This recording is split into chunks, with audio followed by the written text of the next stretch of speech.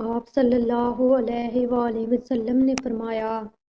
کہ جب رمضان آئے تو عمرہ کر لینا، کیونکہ رمضان کا عمرہ ایک حج کے برابر ہوتا ہے۔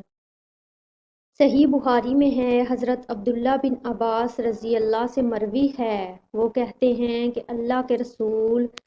صلی اللہ علیہ وآلہ وسلم نے ایک انصاری عورت سے پوچھا، تمہارے لیے ہمارے ساتھ حج کرنے پر کیا رکاوٹ ہے؟ اس نے جواب دیا، ہمارے پاس صرف 2 اونٹ ہیں، ایک پر میرا بیٹا اور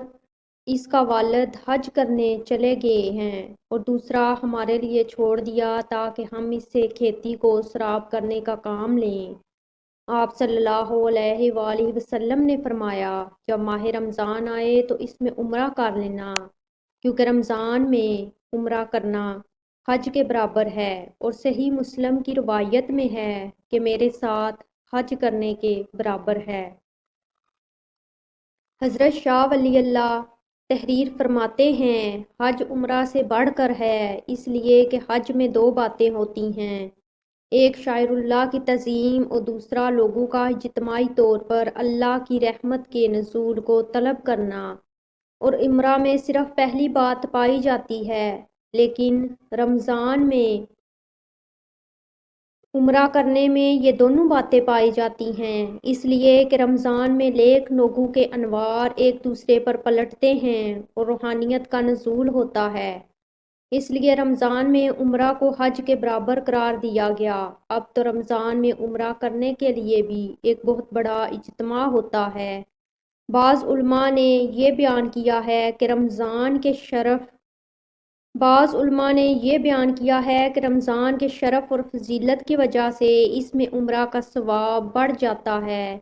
اس لیے فضیلت والے وقت میں عبادت کا ثواب بھی زیادہ ہوتا ہے۔ باقی رمضان میں عمرے کو حج کے ساتھ اجر و ثواب میں تشبیہ دی گئی ہے،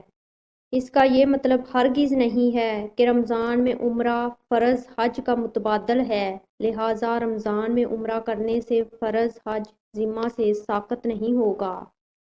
آپ صلی اللہ علیہ وآلہ وسلم نے فرمایا، جب کوئی بھول گیا اور کچھ کھا پی لیا تو اسے چاہیے کہ اپنا روزہ پورا کرے، کیونکہ اس کو اللہ نے کھلایا اور پلایا ہے۔ جس نے مکہ مکرمہ میں ماہ رمضان پایا اور روزہ رکھا اور رات میں جتنا میسر آیا قیام کیا تو اللہ تبارک تعالیٰ اس کے لیے ایک جگہ کے 1,00,000 رمضان کا ثواب لکھے گا، اور ہر دن ایک غلام آزاد کرنے کا ثواب، اور ہر رات ایک غلام آزاد کرنے کا ثواب، اور ہر روز جہاد میں گھوڑے پر سوار کر دینے کا ثواب،